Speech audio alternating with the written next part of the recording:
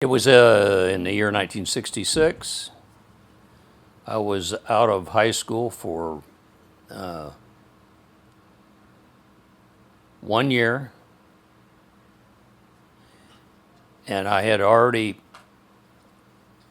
had a physical that the draft board required you to have so they could weed out any of the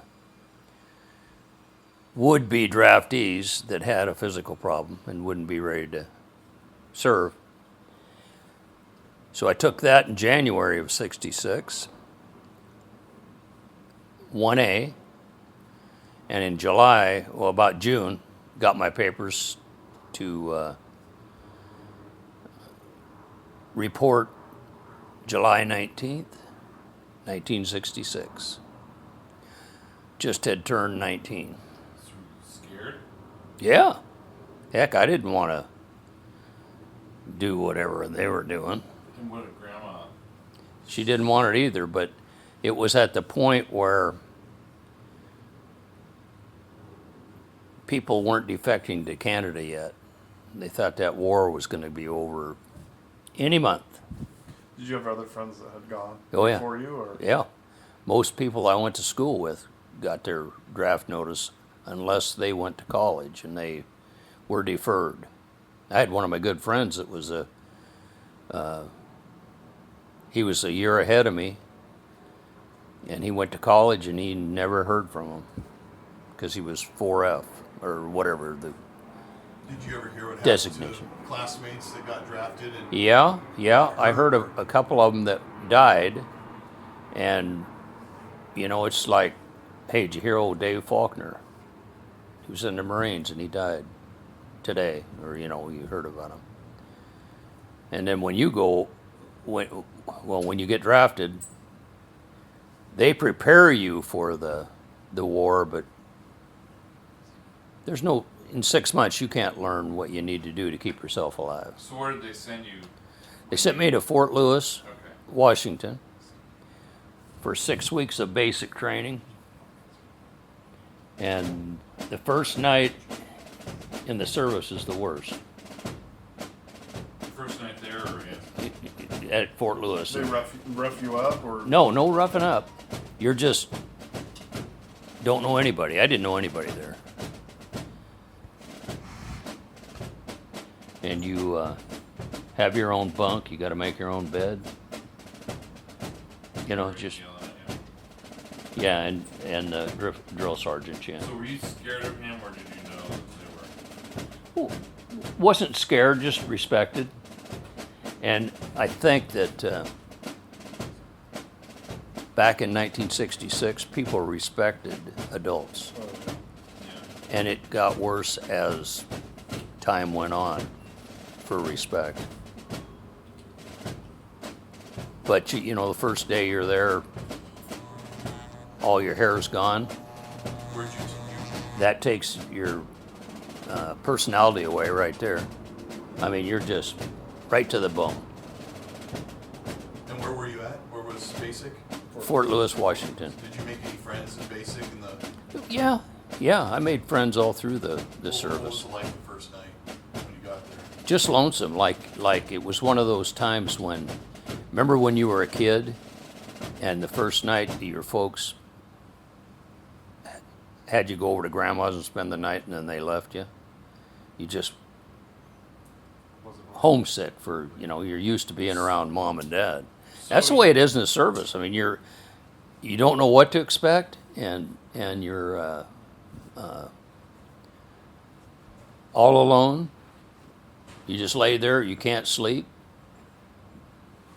and then the next morning hits so quick, and you're on. And So- then it got better each day. So I see in the movies, and maybe it's just in the movies, but people that you were in basic with, were they the ones that were in your platoon when you went to Vietnam? No. The way it happened was you're in basic 6 weeks, or 8 weeks, I'm sorry. It has never been 6 weeks. 8 weeks of basic, and then you come your last day at basic They get you all around each platoon. And they say Dennis Snyder, 11 Bravo, and that's where you're going. Joe Blow, they'd give you 71H something, and if you didn't know what it was, they said truck driving school. What was And yours? everybody went infantry. Everybody went everywhere. And was that based off your ASVAB or like the testing, or how did they know? What I don't know. I mean, 11 Bravo, you must be just, good for pointing a gun and shooting it. How'd you do with learn how to shoot long range and stuff? Not great. I was not a sharpshooter. I was not a. There was 3 of them: sharpshooter, marksman, huh? Expert, maybe? Expert maybe, but I was down. And I don't know why. I tried to shoot like they told you to shoot. Were you in okay shape when you went in, and so you? Yeah, I was in weren't good huffing and shape. puffing? Huh? You weren't huffing and puffing while they. had No, you I was in march pretty along? good shape, but they got you in a lot better shape by the time you left. There was a lot of walking, a lot of running, a lot of PT. Before your 3 hots, you went through the horizontal ladders. If you didn't hit all of them, you had to go back to back of the line, and there were some big guys that got drafted that couldn't make it through. They'd take 2 or 3 of them grab bars and they'd just hang there, and then they'd. But they didn't make them, if you couldn't do it, you couldn't do it. But eventually they ended up being able to horizontal ladder through there, Did just you have to do getting stronger. gas mask training? one day? Yes, and it's terrible. What was that like? Probably one of the worst hours I've ever done. They I tell actually they got tell. into the gas. Oh yeah, they teach you how to. The gas mask is on the side of your pouch, and it's got like a side door that you 2 snaps. You pull that mask out. It's folded in half, and you grab it. And while you're doing this, and just before you either smell gas or they yell gas, you take a breath and hold it. So you can blow into that mask. After you whip it out and pull it open, you're probably grabbing gas and bring it into your face.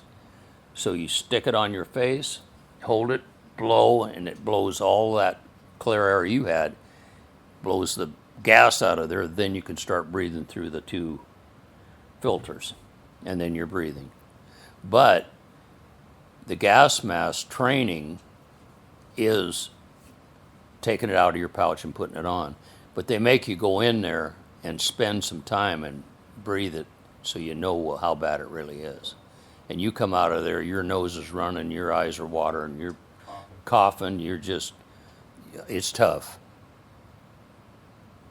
But everybody had to go through that no matter what MOS, military occupation specialty, was. That was part of the 8 weeks training, basic training. So they sent you on told you whatever you were doing, 11 Bravo and they sent you on an airplane?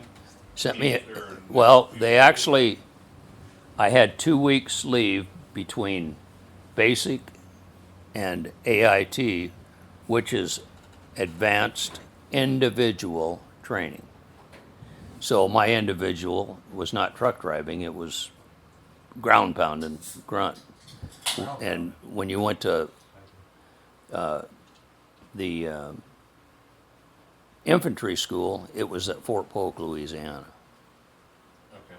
And they really don't tell you, you're 19, probably never flew in a plane, right? Well, if you ever traveled, you was either driving yourself or you were with your family. So you leave basic, they give you $200, let's say, plus your pay. You can party all you want, but part of that money was to buy your plane ticket to get to Louisiana. So the first thing you did was buy your plane ticket, So you got it. And then bye to mom and dad, girlfriends, whatever. You're on that plane, and then all of a sudden you're landing in Louisiana. You know, if it's a nonstop, some aren't. I went to Dallas, and then they sent me on some little puddle jumper into where Fort Polk was. It's hot, Hotter than shit. humid. Yeah, I left in early October, so I had my dress greens on, which are wool uniform. Didn't travel in fatigues at that time. I don't think you could. Eventually, in the Army, you could travel in fatigues, but got out of that airplane, and it was like stepping into a blast furnace. So friggin' hot. Did you told us a story way back in the 90s about some guys tried to start something with you late one night. Was that in basic or in AIT? With me, Yeah, like in the bunk. he didn't try to do anything to me, but what happened was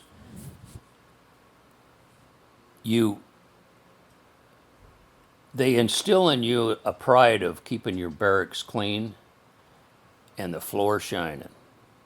You had buffers, those big handled 12-inch round buffers, and you'd buff that thing till it was just shining. It's wax that you see swirled and all that, and then you just don't get on it because you're going to get an inspection next day. Well, this kid, his name was Skakel. He came walking in there and walking right across that floor. And you just got done buffing it. Well, I just got done buffing. I was just putting the buffer away, and everybody else was, yelling at him to get off the floor. And I grabbed him and shoved him down the stairs, and then he wanted to fight. So we went outside and fought. And I'm not kidding you. I'm not lying. I'm no big boxer or anything. But I hit him 3 times, and it was over. 3 of these jabs. His nose was bleeding like you wouldn't believe. There was guys hanging from the barracks window, rah-rahing because they knew what he had done. And I ended up being the one that he picked on, let's say. Come on outside, He wasn't a big guy. Probably an even match, but I won. What was your demeanor when you were in basic? Were you quiet, or were you try to break the ice and keep people laughing, or what? No, there was no laughing. You just, Private Joker. yeah, you just did what Low and under the radar. yeah, you did what you had to do, but you listened because they kept instilling that what we're teaching here, you're going to need if you want to stay alive. And it's true. But Keeping the place clean and looking good was just discipline, right? just discipline. I mean, you had a foot locker at the end of your bed that was a 18-inch high box by 3 foot by 2 foot. A wood box, green wood box. Yeah, it was called a foot locker. And it had a tray that you picked up. All your fatigues were in there. And top had the socks, underwear, caps. But you had to keep that thing in order. The socks had to be rolled up tight and just, in there. And underwear was rolled up. But So it was hot in Louisiana. real hot. It was like, let's say, Mexico. Yeah. I mean, I've been in Houston. I know what it's like. Yeah. And I'm in Phoenix, and Phoenix is 115 Right. degrees. You go to Houston, it's way hotter. Yeah, well, it's drier in Phoenix. Yeah. I think that makes a lot of difference. So you left Louisiana and went to Vietnam. What was it like when you stepped off the airplane? Was it a straight flight, or did you It stop was in- comparable to Louisiana, but when I was at Louisiana, it was wintertime. I was there October, November, December. So I don't think it would have been, I don't think it was as miserable as it could have been in the middle of summer Probably, there. yeah. But when I hit Vietnam, it was hit you in the face too. You're sweating just thinking about There was nobody to tell you what it's going to be like when you get to Vietnam because they were all just as green as you were. No, Like but I think that's why they had that infantry training at Louisiana. But there was all other kinds of jobs in the military that was in Vietnam too, and they might have been training in North Dakota, you know? So, did you get your orders when you're in Louisiana that said you're going to this city? No, oh yeah, this city in America. No, but when you went to Vietnam, they said Well, you're going to When Ho Chi Minh. well, after basic training, well, when I went to Louisiana after 2 weeks leave to do the 8 weeks of AIT, which you know what that is, right? Advanced. They wanted me to go to leadership preparation course, and it was a 2-week course that you learned all the stuff you were going to learn in your 8 weeks, and then you were one of these helpers for the drill sergeants for the next group coming in. Were drafted 2 weeks after I was.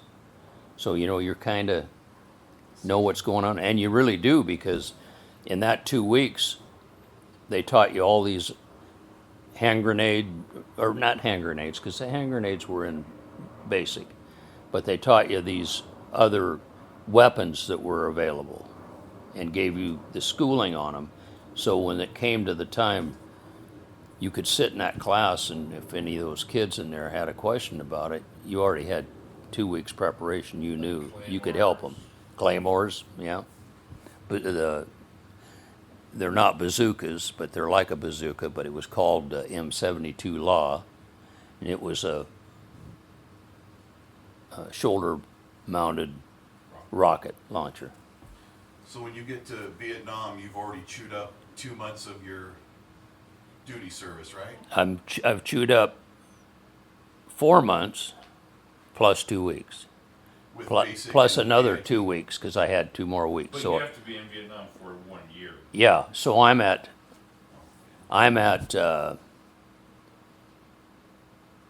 8 weeks, 8 weeks, 16, and 4 weeks. I'm at 20 weeks, and I'm reporting January 2nd, 1967. So you did Christmas in Louisiana. I did Christmas at home on my 2-week leave. Oh, nice. Yeah, And how was that? Being that with was good. family? That was good being with a family. I had a girlfriend that, when I went in, got drafted, but we broke up after my Fort Polk thing. I don't know what happened, but it worked out good because there was no strings, you know. Yeah. But there again, they give you X number of dollars. January 2nd, you be in Oakland, California. Shit. I'm going to Yakima Airport, tell them I need a ticket to Oakland. So you can fly to Vietnam? Yeah, and then you get to Oakland, and you're at the airport. There's nobody meeting you that says, hey, there's a military bus out here, they'll take you to the deal. You get your own friggin' cab and go to the address that says the Oakland, California replacement station. So you have orders printed out. Yeah, like an itinerary. yeah. But I mean, as far as,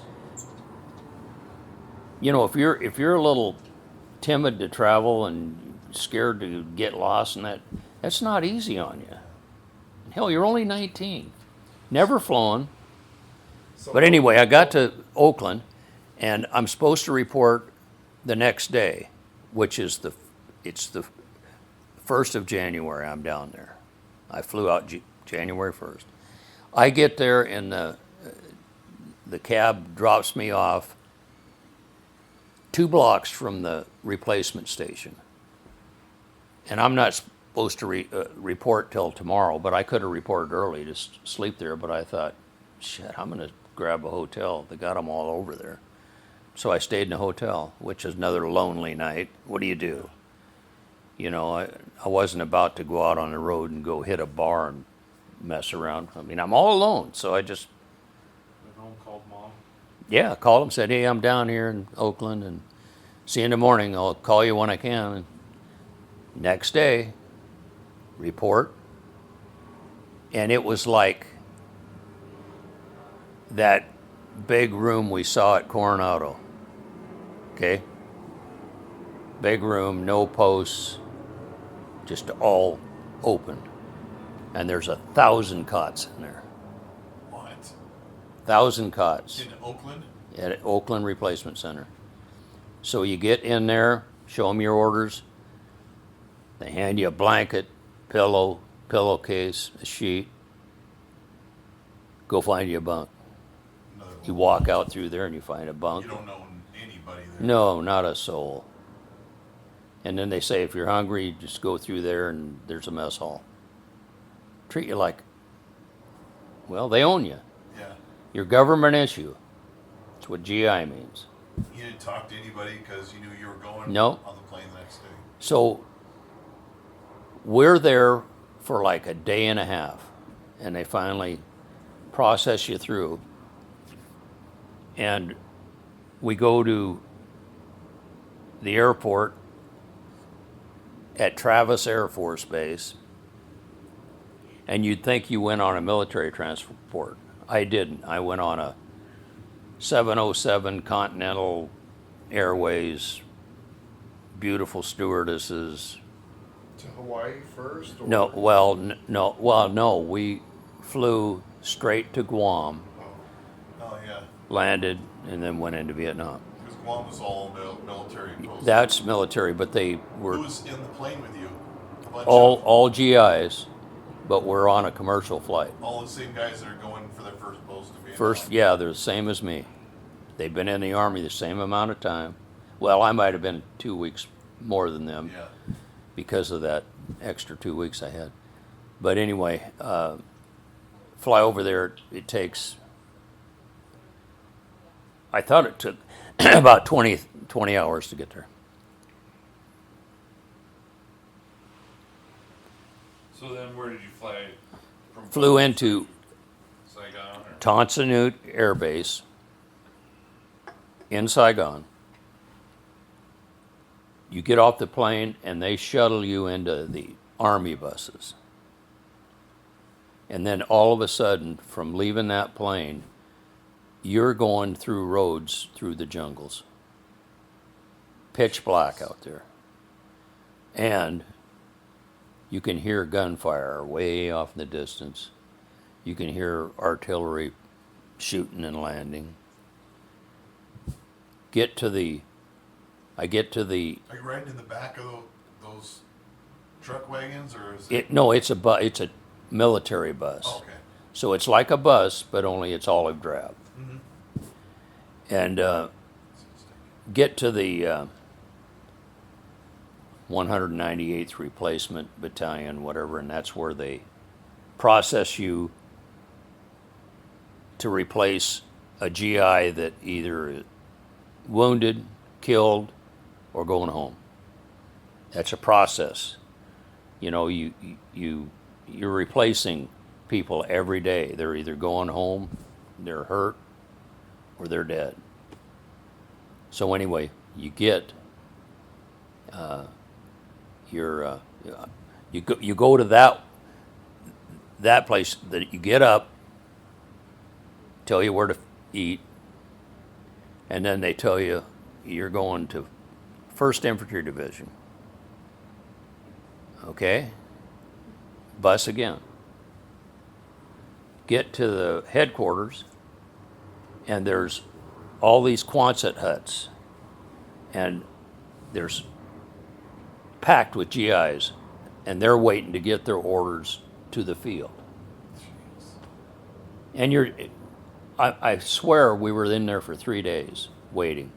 And they didn't have you go push-ups, anything. They just let you sit there and bullshit with a buddy, or then you'd wait smoke till you cigarettes, whatever, you know. And then finally, they'd say, Joe Blow, you're going to 2nd Division, where, and the truck's out here. Did you have any idea where you were going to go? No, Or you still had I to did wait? not. And before I went out, Wait, hold on. When Yeah. you went in there, were you You weren't with any kind of a platoon or any? Not together with any group. Okay, all right. Yeah, you're just A number. that whole war, except for, like remember the 4th Division that left, Transportation Division that left out of Yakima, the mechanical or truck deal. They went together as a company, but they were all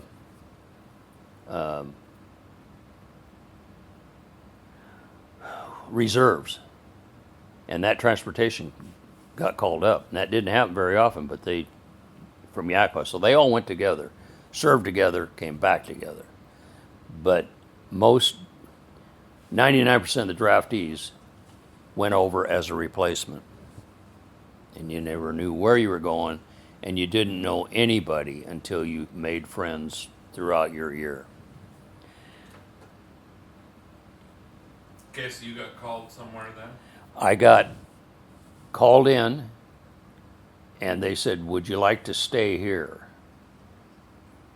and work as a?" Well, they said, "We noticed that you took typing in high school." Jeez. Yes, I did. Well, we need somebody that helps type up wounded and killed in action reports and assign people to replace them. So I worked with about 20 guys in this tent for the whole year. I decided if I could always go out and be in the boonies, but I couldn't say, "Hey, I'd like to go back in the back." So I went to the back and I stayed there the whole year. And it was a tent on the red dirt, you said? Yep. And it had desks and Desks Like a dirt and floor? temporary lights, yeah. Yeah. And but was it open like on the side so it was light, or you just had Well- lights inside of it? they had open on the sides, but they did make metal or wooden partitions at the end so that there was a door to go in. But we did have to stand guard duty and go out on some patrols once a month. Oh wow. Just to, that's where I got any action that I have for any stories to tell. Did you dread when it was time to go out on patrol? Yeah, I did. I What did. did you guys do when you went on patrol? We went out It's like first thing in the and we morning? were on ambush patrol. We would just go out and throw our ponchos over us and wait. And about the only time I saw someone was they walked by us, and I could have shot them. But we were not supposed to. We just let them know. And they walked right by us. Let them know Let the headquarters know. over the radio. Yeah, in case, or they had to give you permission to fire, because those people weren't. I mean, if they shot at you, of course you had to shoot back, but they were just walking by, and they were gooks. And Viet Cong. And then one time I got pinned down with a sniper. I mean, I was down hugging the ground. I could hear him go over. It's scary. I was out putting a claymore out when that happened, and I bit the dirt. Wearing a helmet? Yeah, yeah. But that's the extent of my any experiences, other than it was a whole year of heat, cold showers,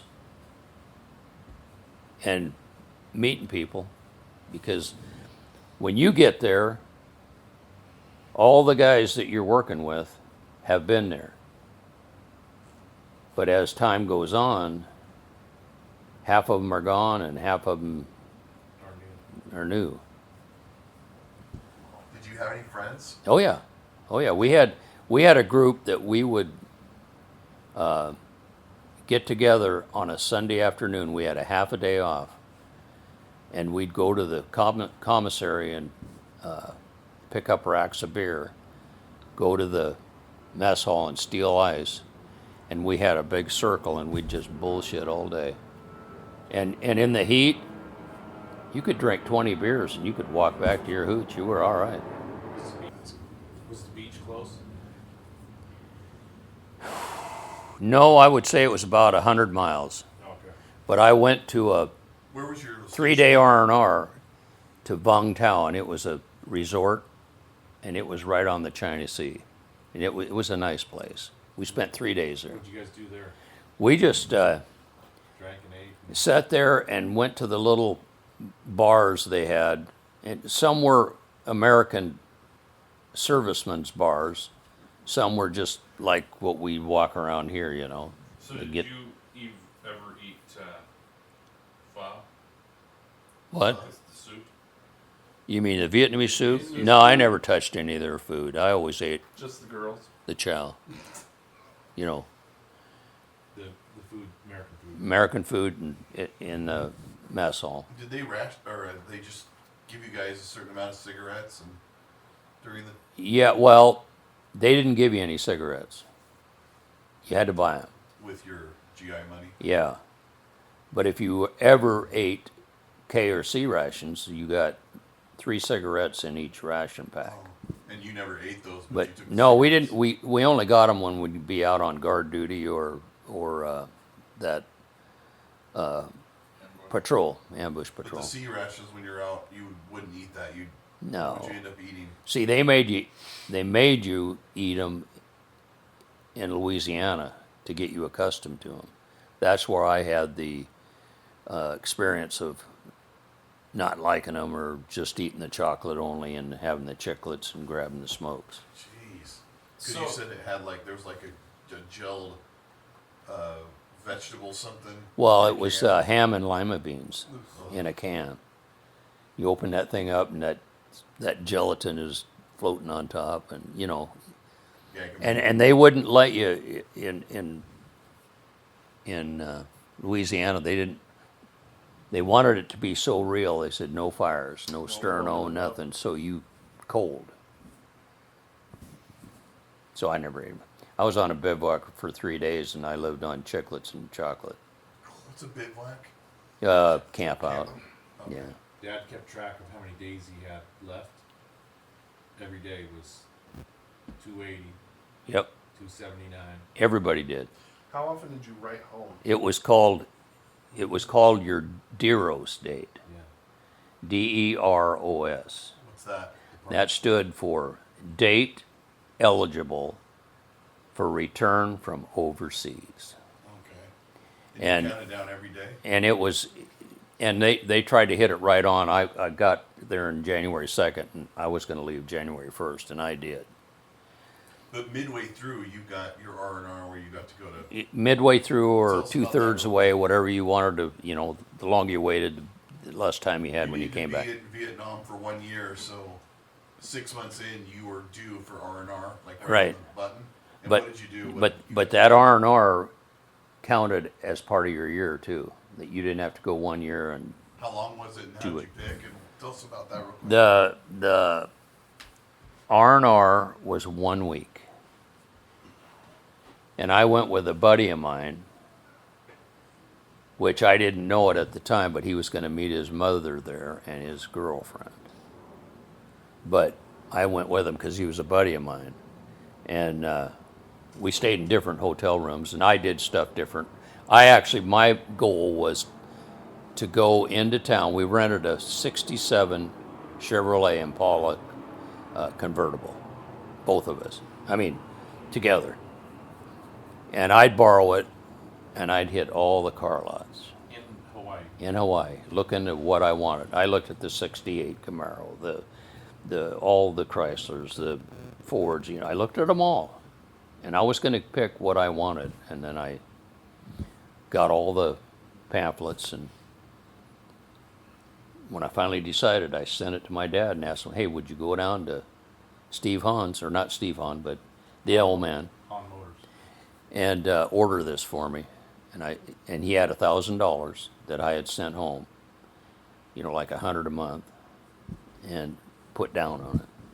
And then I ended up with a car payment, and it was $93.28. I'll never forget it. You knew that Plymouth Satellite was waiting for you when you. When I knew it was. My last month there, my dad had wrote, the car got here. It's in the driveway. God, it was just neat. And then when I got home, Roadrunner, wasn't it? no, it was a Satellite, the first brand new one. But when I got home, I called Bill Kyle, and he picked me up at the airport. And that's another story we'll get into. But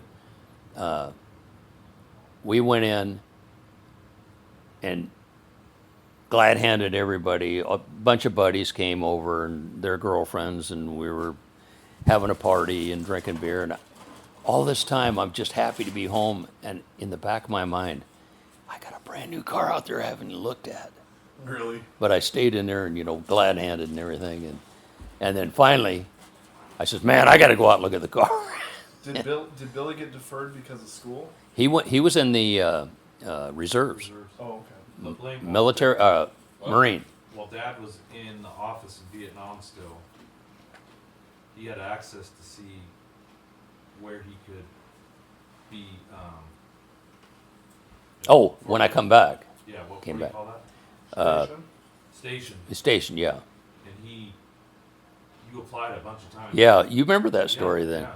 Yeah. Well, Because he's in. I was in this same, the next hut over, this guy named Sergeant Cloutier. I remember his name. He sat in the back of the tent, and he had a little cubby hole like this, and he's like, he's facing the other way, and he's got this little window there, and all day, GIs were lined up for him to give them their plane ticket and their orders for when they got back home. And you're always dreaming, man, I can hardly wait till I get in that line, I finally got my chance.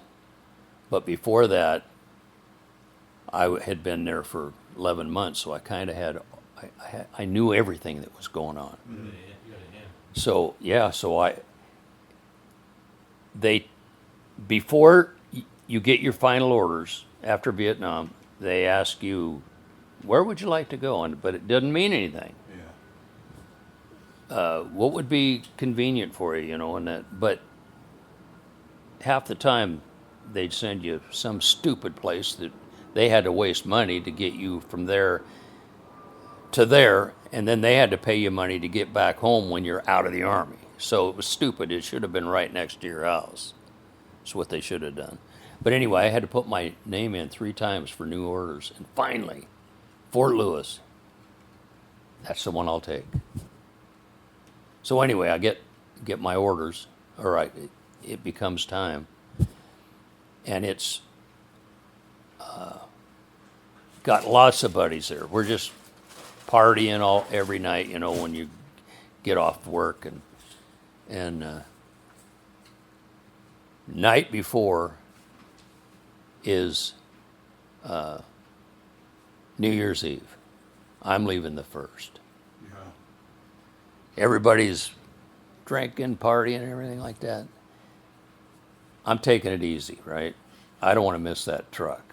Yeah. It's picking me up at 6 a.m. Taking you home. I actually stayed up all night. I wasn't going to miss it.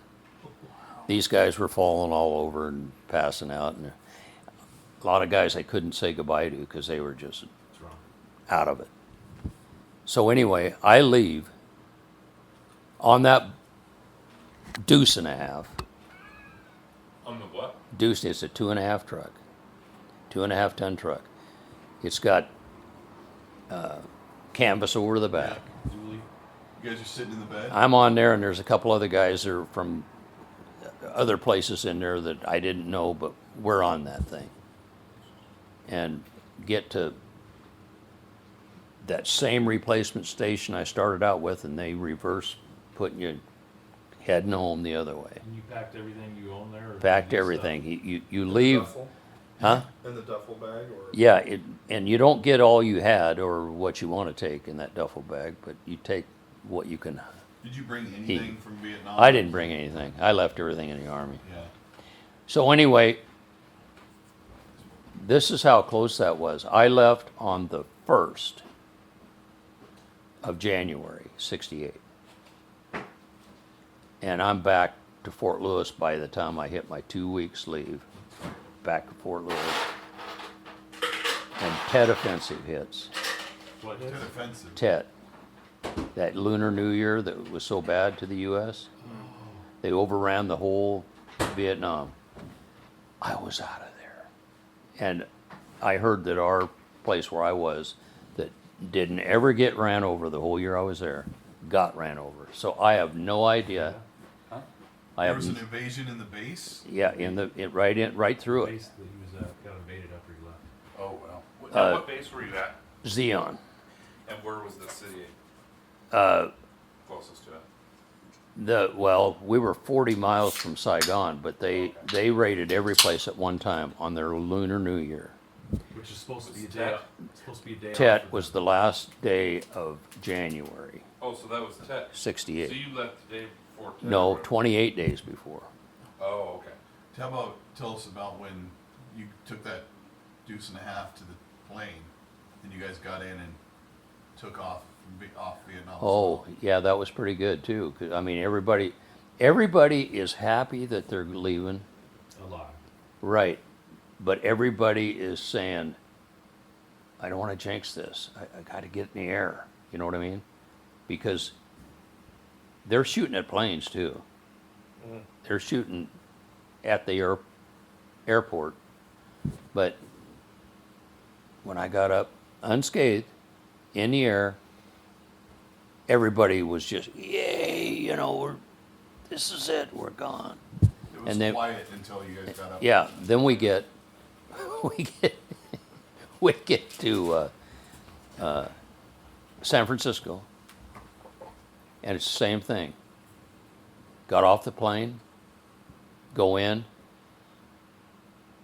This is one of the things they did. When you get back to America, you get the biggest steak you want. You just order what cut you want. 72 ounce. Yeah. Okay, so you get there, and they issue you new uniform because what you wore back was dirty and pitted and stinks, and so, and then they say when you get done getting your uniform on, the steak is down in the mess hall. You just order what you want. I got in there. There's like 10 of us there, and we're all just solemn. We just ordered a friggin' steak, went to a table and ate it. Just humbled from. Yeah, the we whole didn't- experience. I didn't go over and glad hand them. They didn't come over and glad hand me. It's just a bad thing. Tell them about the shower. Oh yeah, shower. I took a shower before I left Nam. Cold though. Cold water doesn't clean you very much. When I took a shower there in Frisco, red water. I mean red dirt water Coming off his body. coming off. Just probably took 2 or 3 showers to get rid of all that, but it's red clay dust there. Was it Last weird time you taking- saw it.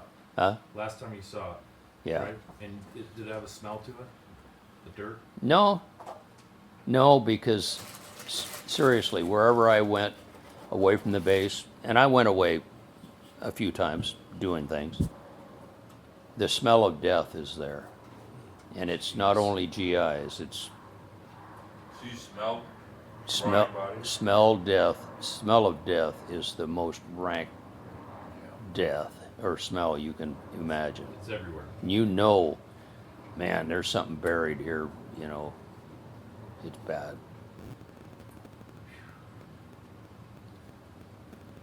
So what year did you get home? 1968, And you had a '67 Plymouth.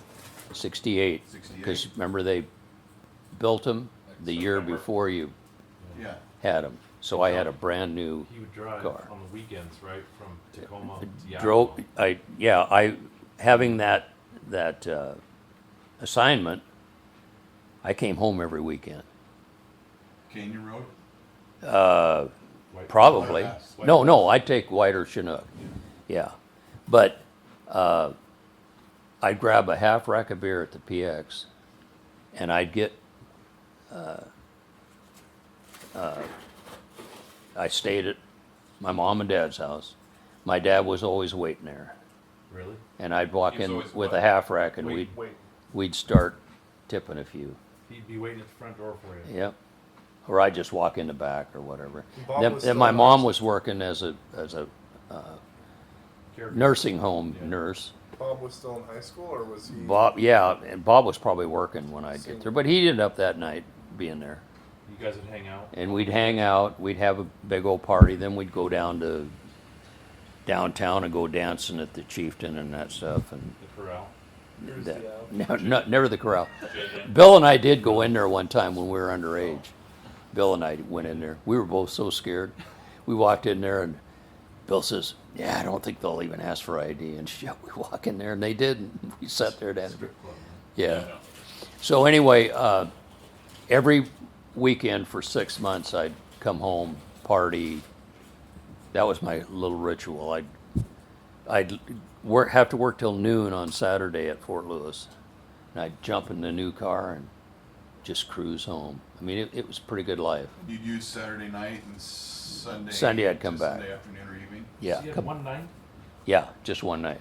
I had to work Saturday till noon, and I'd get there about 3 or 4, and then party, and then the next morning have breakfast and have to start thinking about I got to leave, and I'd always wait till the last minute, and then I'd head for Chinook. Before it got dark. So what kind of stuff were you doing at Fort Lewis? And I do remember, okay, I'll tell you that in a minute. I do remember one time I came back on a Saturday night, and whenever I'd come back on Saturday night, there's these guys that are still there. They're like me. They had been in Vietnam, but that's where they're at. But they like live in Chicago or something, Yeah, they don't so have anywhere to they're go. stuck there.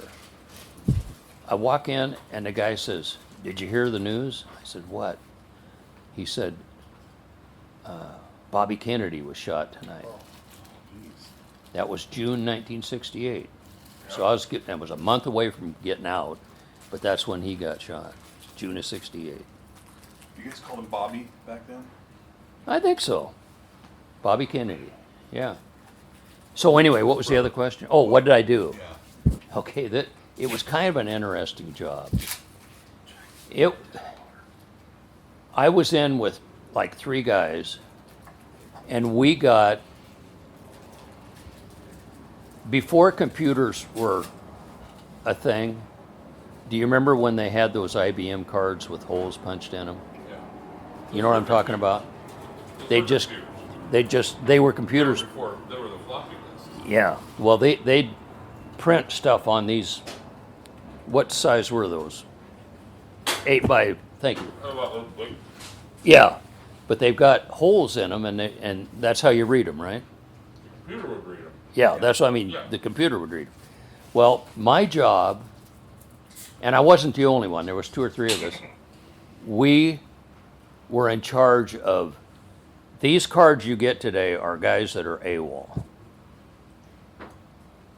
And our job was to try to find them Was AWOL people supposed to be going out or supposed to be reporting They out? left. either way. Yeah. Could have been Just missing. just drafted Not following orders. and just not following order. So anyway, I had a good time on that because our job was to research. So we'd get on the phone and call their home of record, their telephone. Hey, is old John Q. Public there? No, he got drafted. We don't know where. So you'd research until you'd find out he either is in Vietnam, they got their wires crossed, he's not AWOL, or he is AWOL, and he's in jail over here, you know, or whatever. But I mean, it was interesting trying to. You'd get that stack of cards, and you'd try to whittle it down like, hey, this guy is in Vietnam. We got to leave him alone, you know. You can't find out that he's working at Got a W-2 in Portland, Oregon. Yeah. at Right. a Gas station. Yeah. You can't do that back then. No. So that's what I did my last 6 months. And then when my time was up, I went to the quartermaster, turned in all my stuff. They gave me my orders that I'm now on 4 years inactive reserve. This is a 6-year commitment. But if you get drafted, it's 2 years active, 4 years inactive. So there was a possibility that you'd get drafted and Again, sent back to yeah, Vietnam. yeah. But that wasn't very likely, so you didn't worry about it? Not very likely because they had too many other raw recruits that they could nab Okay, onto. So how much younger was Bob than you? Oh, Bob, Same as Eric and I. 18 months. Okay. Bob was born, November. I was born in May. It went through another May, and then Bob in November. Half a year. So that's 18 months. Bob and Dad, Eric and I, Stephen and Haley are all 18. May or November or May or end of October. Isn't that amazing? Yeah. So, So he's 18 months younger than you. Yeah. And how long past? Okay, he got drafted. So yeah, when did you find out he got drafted? Okay, he got drafted in February of '69.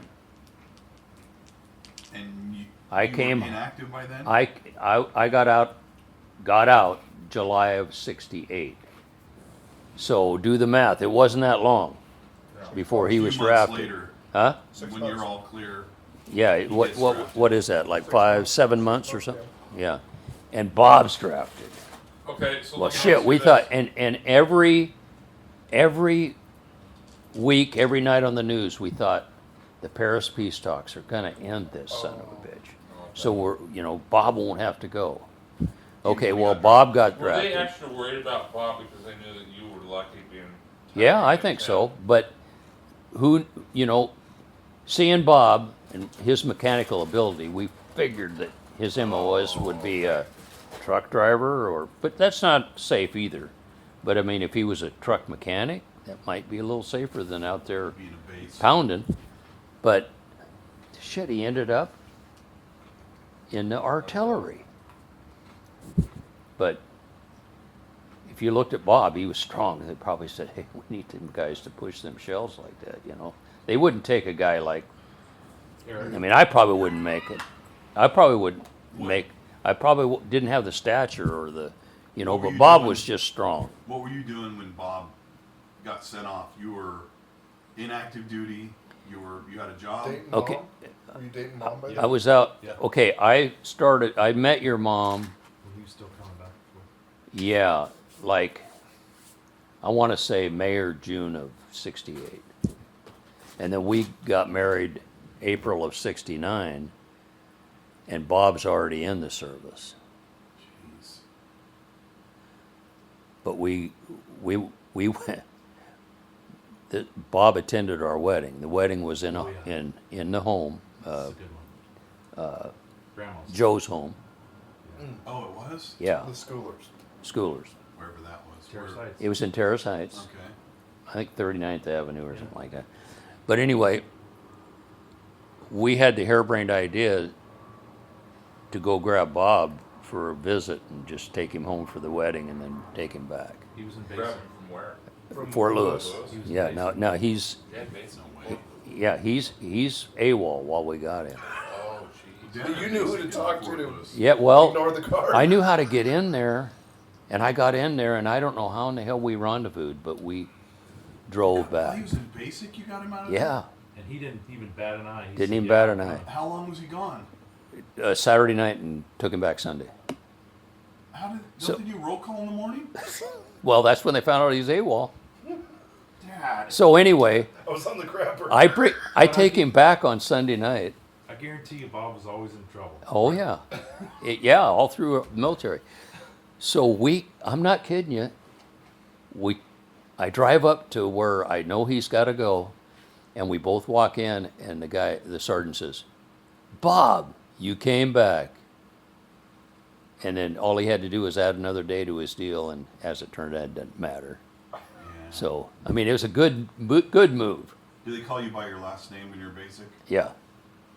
Yeah. Yeah, your tag is just your last name, Yeah.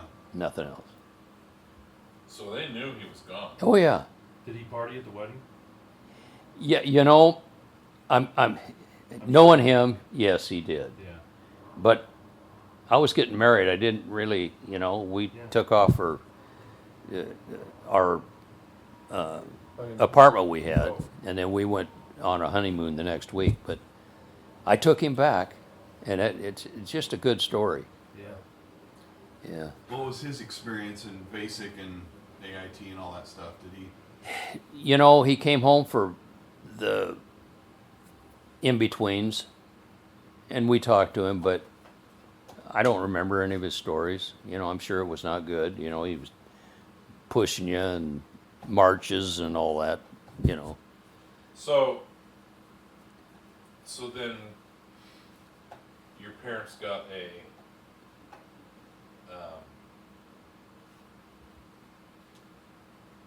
telegram Oh, you mean when Bob got when he hurt? got hurt. Oh, Okay, How long well, have you been in? I'll just add the whole story here. yeah. When Bob got sent to Vietnam, I was buying a bottle of beer for every day he was gone.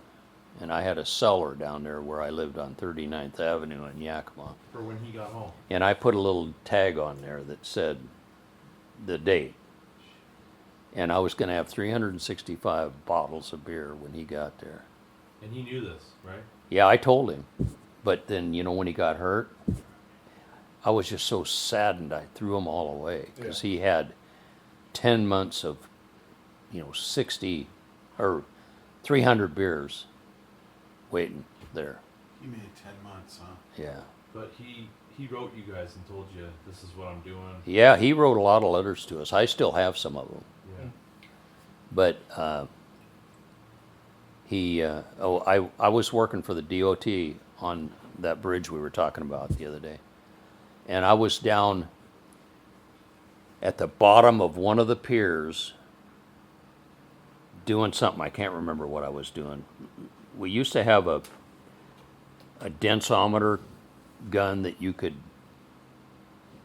take like a nail punch on a spring and bang it against the concrete, and it could tell you what the strength of that concrete was. I don't know how it worked. It was just a mechanical thing. But I was down there testing the concrete. And we had walkie-talkies, I think. And somebody said, "Hey, Dennis, you got a telephone call up here." And, nobody calls me. Sharon never called me. Just because, You're working. yeah. And no kids on the way yet? Well, it's 70.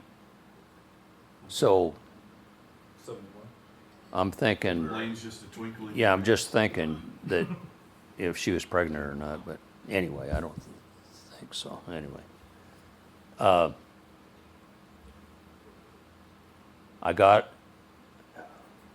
up there, and I think it was Sharon that called and said, "Your mom and dad got a telegram. Bob got hurt in Vietnam, and really grave injury." But I read that telegram. You'd almost think, yeah, he'll be all right. But Said he's Well, because didn't it say he was in good spirits? Or good, something? good morale.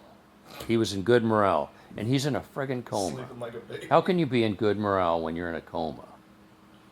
But anyway, Maybe it meant like his vitals or something. I don't know. I think they just hated to send the telegram, so they just Yeah, throw it him in. didn't fluff. Yeah.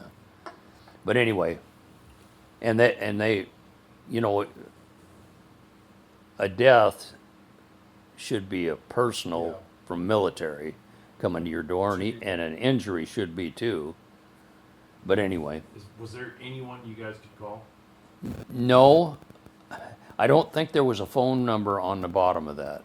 But then there might have been, because I know my mom communicated with him one time. But I don't know if she had to go through a bunch of hoops and ladders to get to that. Were they pretty upset and pissed off about the whole thing? Oh, both of them were. Well, I mean, they're just saddened, and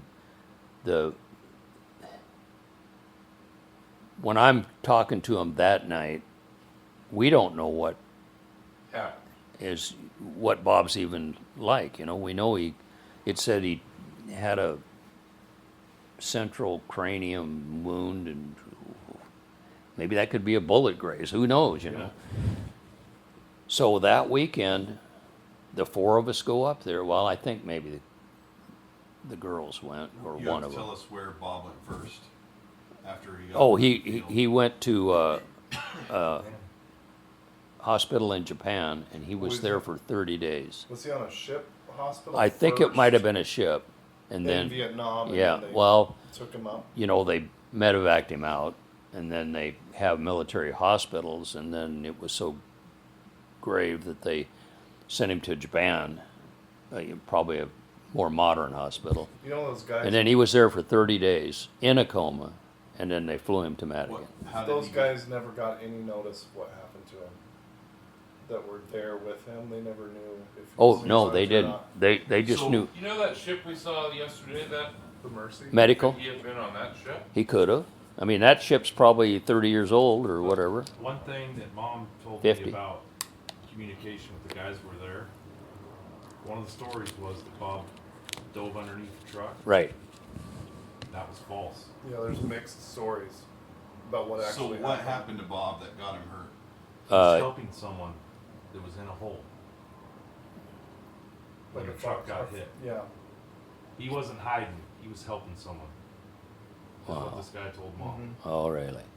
Some, And it was big, it was the head guy that was trying to make himself look better. there was a hole that got caved in, and someone was in there from Toppenish, and Bob was trying to save him. He was digging him out. what did See, the- see, I thought that story was Bob did save him, and that was before he got hurt. Oh, maybe it That's was. what I heard. Maybe See, it was. that Bob saved a guy from Toppenish. Maybe that's what it was. But- Another guy said Bob didn't hide on the truck. That he was. Well, actually- it's not hide; it's diving under for protection right, but from shrapnel. I think this guy was saying. But it could have been what you're talking about. Yeah. So but- what did Bob's camp get hit by? Same Well, time they was- said rockets, so I'm saying that the Gooks or the NVAs were surrounding them, and they probably pelted them with mortar fire and rockets. They said it was an RPG that shrapnel that went through his head. So he's in Japan. Yeah, for 30 days. And we're all back home getting updates with telegrams. That's all you're getting. once a week or Once a week. Yeah, I would say once a week. And then all of a sudden they say, well, Bob's being transported to Madigan Hospital That's in Seattle. in Seattle. So Did they do that The very because next of where weekend, you we- guys lived, Huh? or that's where they would send? I'm them? sure that had a lot to do with it. But Madigan's a big hospital too, but there's a lot of VA hospitals. But it's the worst day of my life when I saw him. but you waited what 4 days for him to get there, a couple days. Yeah, after they said they were transporting him, it took a while, yeah. But then finally they say, he's there, you can come and visit him. And you guys dropped what you were doing and you went up there. No, we went, it happened to be on a weekend, because we went on every weekend to see him from the time he got there. Every Saturday, it was every Sunday we'd go. And we just make it a daily visit. And it would be either the four of us or one of the girls, kids, sisters would So go. how long going up there that he was in a coma until you actually got to He was out of the coma by the time we got there. the first time? That's probably why they sent him from Japan, Did he because recognize you guys? yeah, and it was one of those where he recognized you, but he couldn't say anything. He just came up out of the bed, like happy, but he's injured. I mean, No plate, still just a caved in head. no caved in head. He had the fluid hanging out, and it was covering one eye, like that. And you could skin or was it brain and- matter? huh? It was the sac. it was this skin, and they took out Skull. the skull because it would make that too much pressure, and the pressure would, love is weird. I mean, I'm not saying weird, but when you see a loved one hurt that bad, I almost puked. I was sick. I mean, it was just it really nailed me, and I'm sure it nailed my dad and mom too. But I just was just devastated. So you walked in and he's in a room by himself? A room by himself, and he's got just a Gown on? a gown and kind of a little diaper or something, because he was Bedridden. yeah. So anyway, he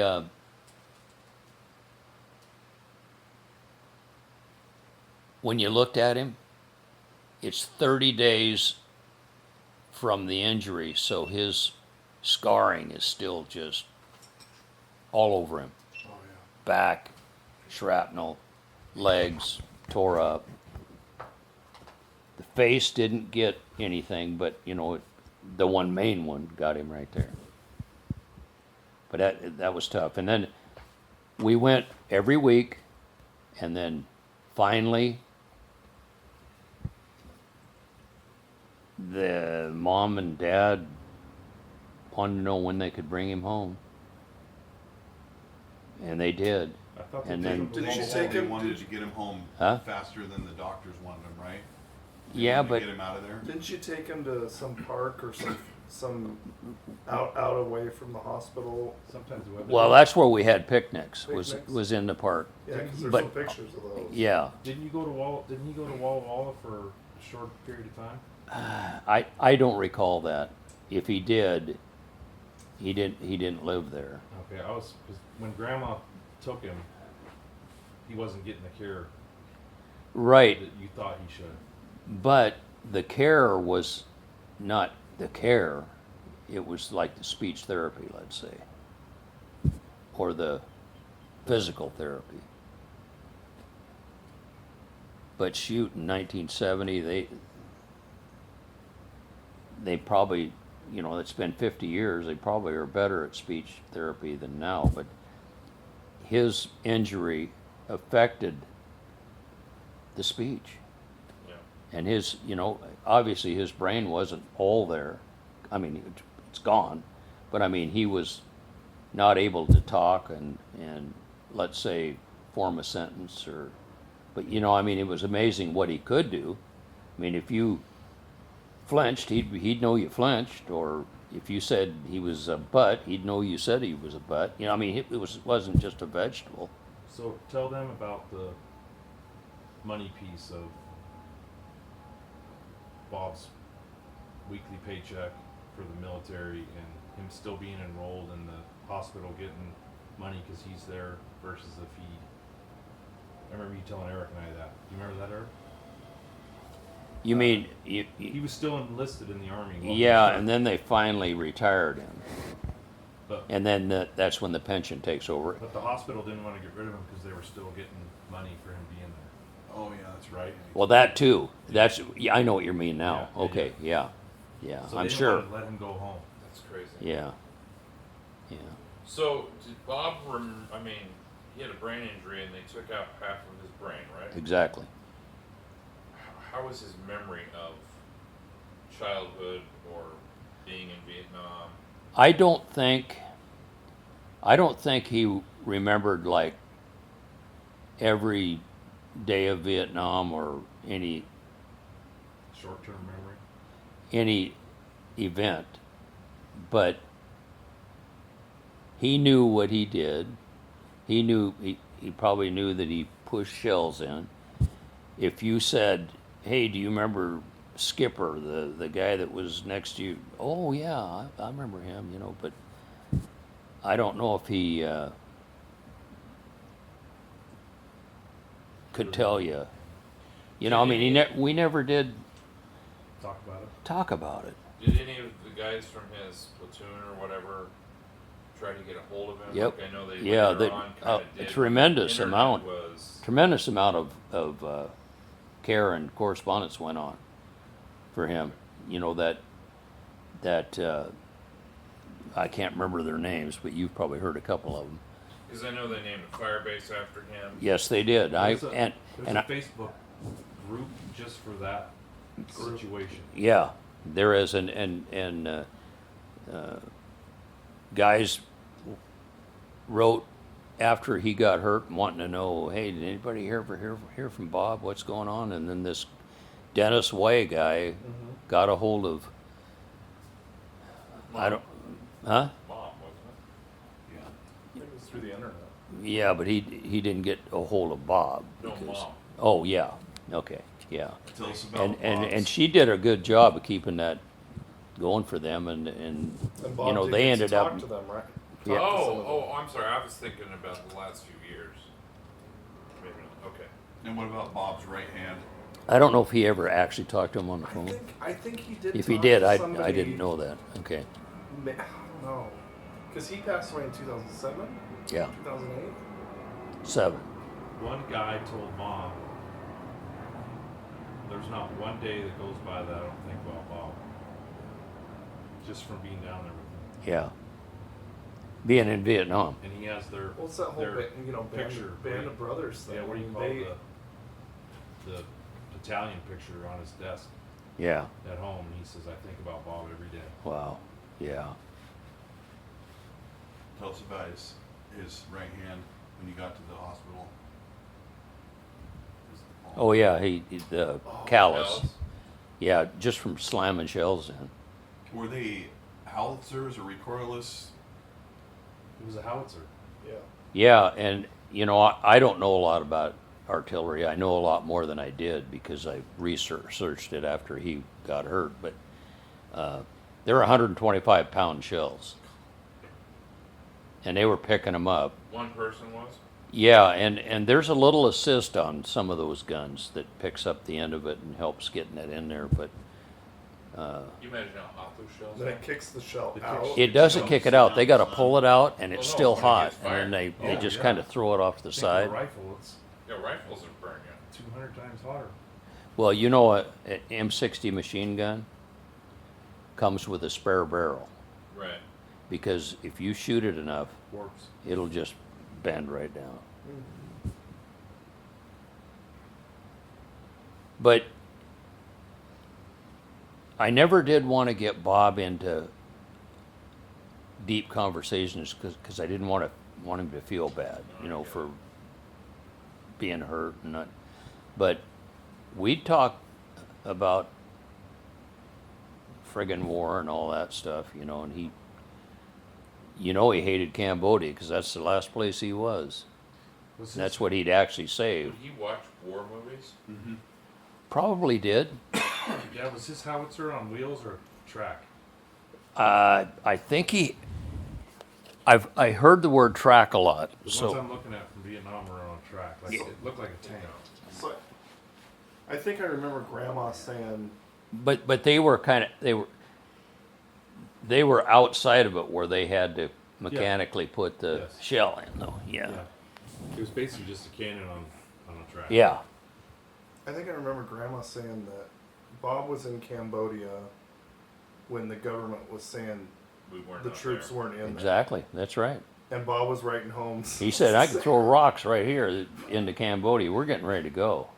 So was it Johnson when he was there? Yep. Bob calls Johnson an asshole. Yeah. But No, 69 would have been Nixon. 70. Yeah, that would have been Nixon. see, I think it was Nixon. Because Nixon was president during the moon. Well, look it up, John. See. Nixon was president during the moon landing in July of 69. Yeah. But Bob walked a lot, right? Yeah. Oh yeah. Yeah. They walked everywhere. Behind all the equipment. Yeah, they weren't on any personnel carriers or anything. When they moved by foot. I mean, he did not have an easy one. But the sad thing to me is he got so close to being done. 2 months. And what would life have been for all of us if Bob was on Earth? Right. You know, as a normal kid. I think it would have been really neat. Because he had such an interesting personality Yeah, before, and you know, even after. I mean, do you think some of his personality still yeah. came through? See, Justin reminds me of Bob. He's kind of like, Rough.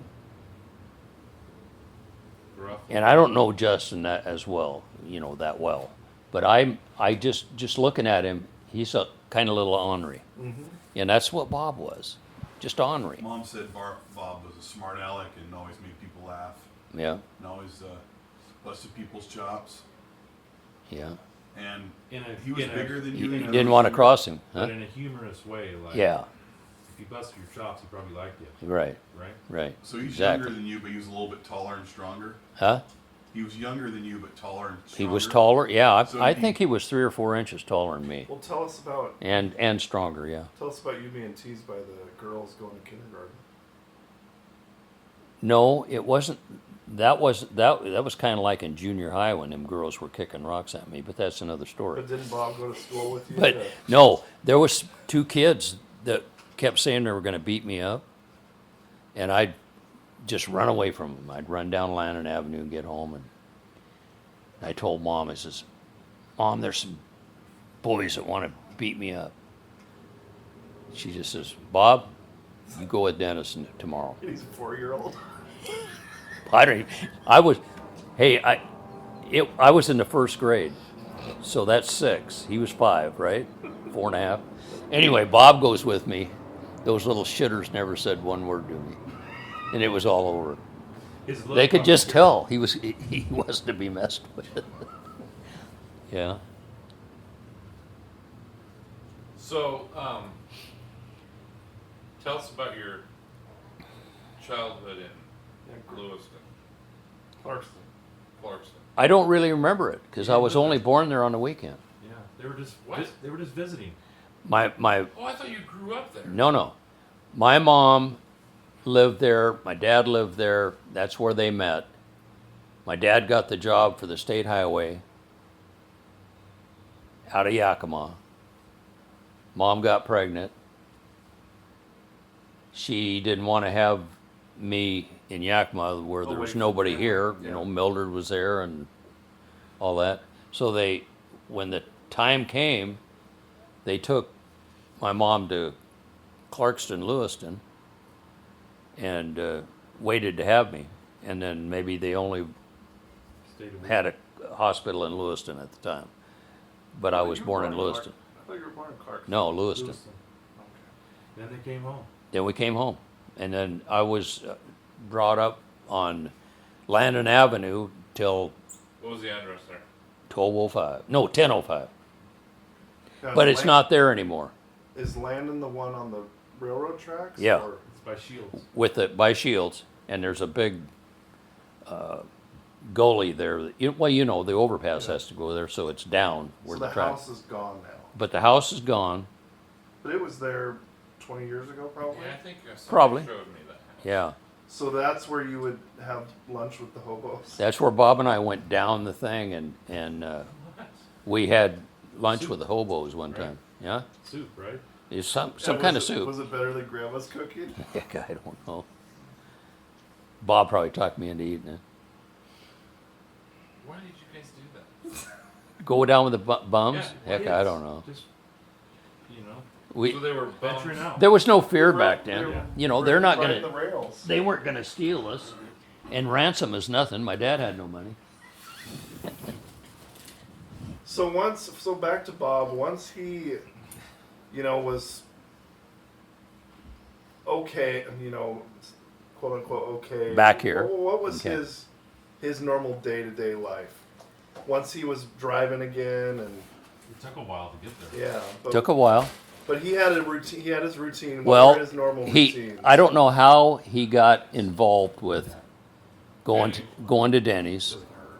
And Every day though. Zips, Yeah. Vips, Vips. yeah, Vips maybe it too. was. I don't know if he went there all the time, but That's the tavern. anyway,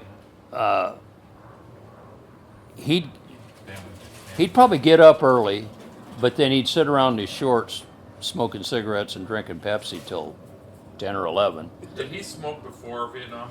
Oh yeah, Okay. yeah. When did he start smoking again?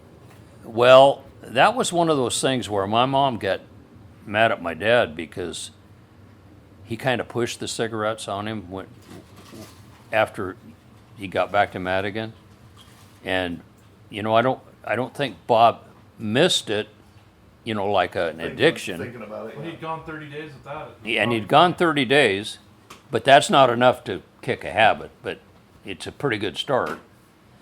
But my dad offered him a cigarette and he took it, and you know, he coughed a little bit at the start because it'd been a while, you know, 30, 40 days. And then he just started smoking. But he'd go to Denny's in the morning. What But else I'm did not he sure do? he smoked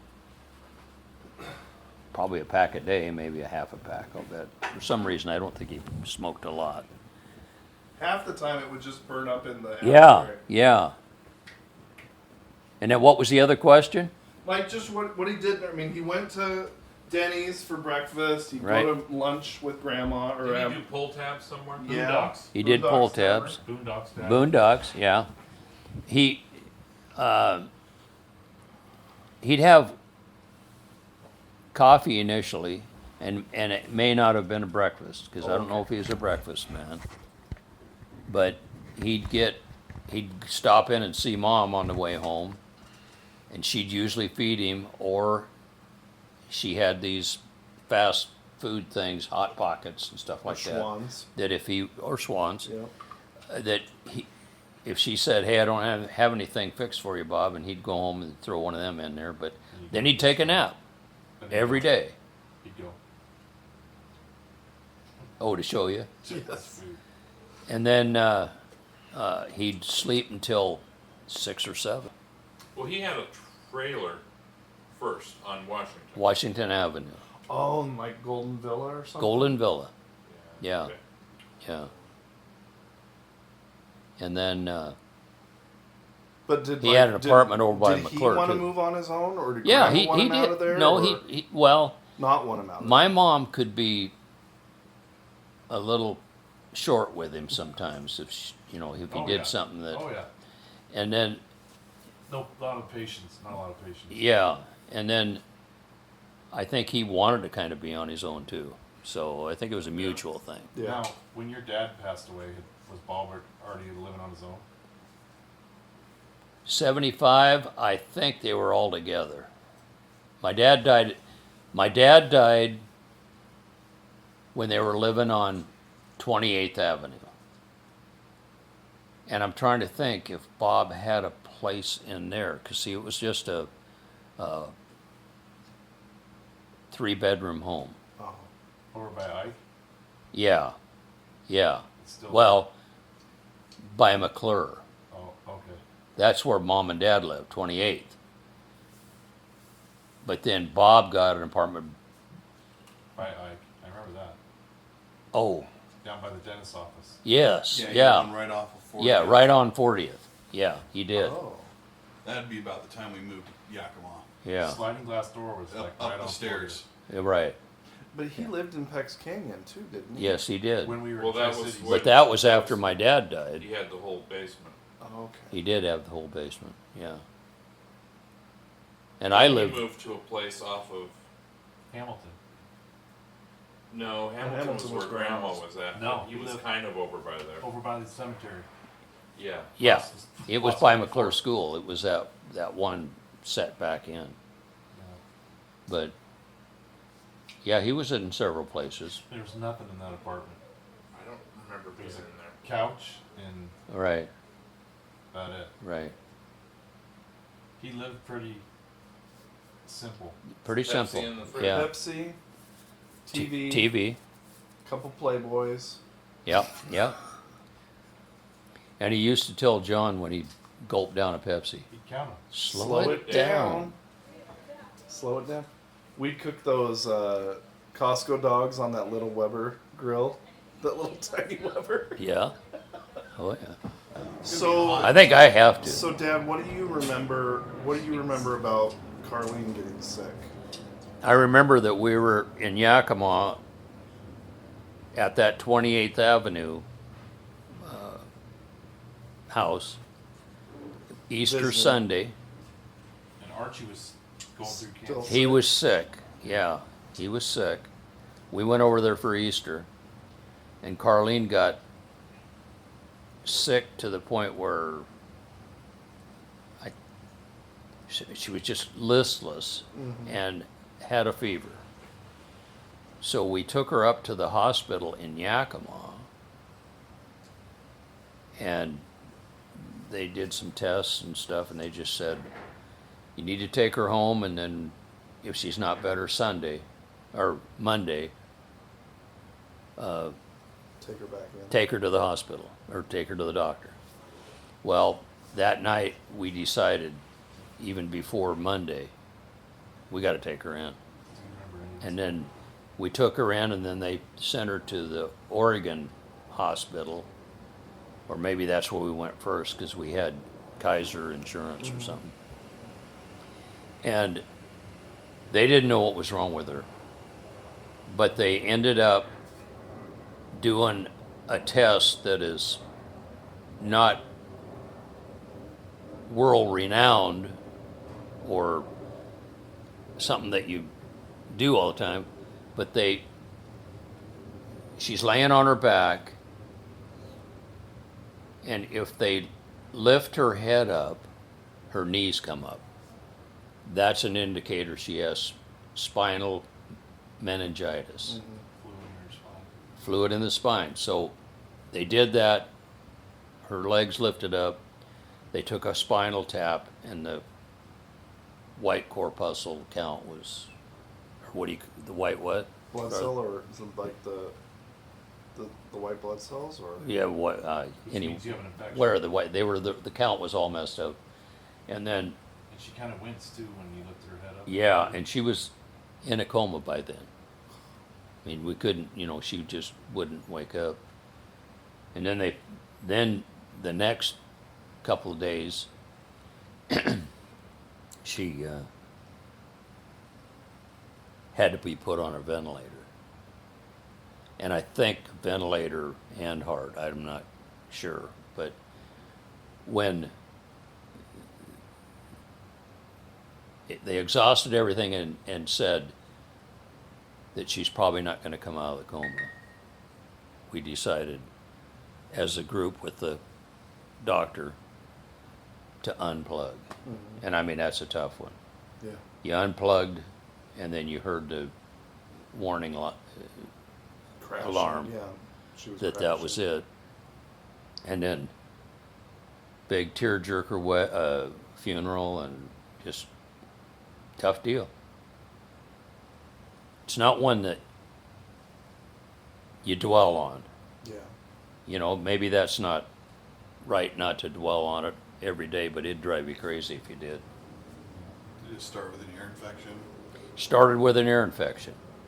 Or they say that most bacterial meningitis starts from the nose, Oh, something getting in there. Yeah. getting into the meninges. You and I had so many ear infections. Yeah, me too. It's hard to bury your own kid. It is. And we had it, I know that's spam probably. Anyway, we had the funeral in Vancouver, and all the friends from Yakima showed up, all the friends that we had in Vancouver. It was a big funeral. And then, I didn't go. huh? I didn't go. Did she just Didn't stay with somebody at Didn't church, take, or? because you were too young. I guess, yeah. But I didn't know where I was my, Well, I know. she died in April, my dad died in June. Oh, Jeez. It's like my dad was or kept himself around to get through this ordeal. Because he drove over to Vancouver that next day after she's in the hospital before they unplugged. Mom and Dad were both there. My dad was hurting so bad he couldn't even walk. His knee was His just, legs just hurt so legs bad. were hurting so What was bad. he doing for the leg pain? Mom was telling me that he did ice baths or something, or Oh, put ice packs on his legs. yeah, they probably didn't give the drugs like they do nowadays if you're, sick like that. But Did he do chemo or radiation? He did chemo. well, what they did, yeah, he did chemo, but what they did and found out they did not do right, which may not have helped at all, but they took out half of his lung, and they said when they opened him up, Then it that started to spread. spread. But I think he was destined for death anyway. I mean, he was like 52 or something? One, 51? And that was probably caused by breathing in glass. that and smoking, Well, yeah. yeah. okay. And whatever, shoot, you live in Yakima, you're going to get cancer from, I think, Hanford, Yeah, downwind. no doubt about it. And we've got all the From Hanford. chemicals, Is there more people in? we got more Yakima that chemicals, herbicides and stuff. Yeah, the herbicides. There's more cancer than centers. Pesticides more than anything. Per in capita Yakima. In Yakima? and And Tri-Cities Tri-Cities. than like Yeah. any other place. Yeah. around. So there's Yakima a doesn't have the correlation. river. Does the Our Yakima river's come clean. off of the? Our, No, Yakima our water feeds comes from the Columbia. It Natchez. empties in. Right. Oh, okay. Our water comes from the Natchez, and we're upwind from Hanford, but we are surrounded by pesticides and The pesticides is the other thing too. that we're- Yeah. Well, that and the smoke pots. Oh, smudge. Oh, You they- guys grew back up with when? that. They don't use them anymore. No. Well, I know then, but you guys grew up. We were there. We had them. You were Yeah. breathing that. Yeah. so you had Bob hurt in 70. Bob hurt in 70. Carlene dying in 75. My dad died in I 75. remember Grandpa. You remember? Oh yeah. I remember him when he was sick too, because I remember Grandma had the little yellow short glasses, and in the bottom of it was a flower thing, and she gave him some water, and he didn't want to drink it because he thought candy was in the bottom of it. That's I remember that when he was Like He was Like hallucinating. yeah. Well, I remember So- the last time I saw him, he was like picking bugs off the pillowcase. Was he in at home Where'd when that he died? come or from? was- I think I went to the Just brain. Mind What? Mind going. Did he die at home or did he die in the hospital? He died at home. And he died. I was building a house, and I had, we'd go up there every weekend to visit him and help Mom out. And You were the, building a uh, house like huh? Vancouver. From Vancouver. Oh, you I were was building a house. But you weren't building it, were you? No, I was having it built, but I was going to wire it. Oh, okay. it was Well, a I job. had, huh? It was a job. It wasn't the house you were living in. No, it was the No, house no, we it were was the gonna house buy. we were buying. We were buying the house, but I was going to wire it Oh. to save money. And I had a group of guys that I was working with that said, hey, we'll come over Saturday and help you out. And we'll get this thing knocked out in one day.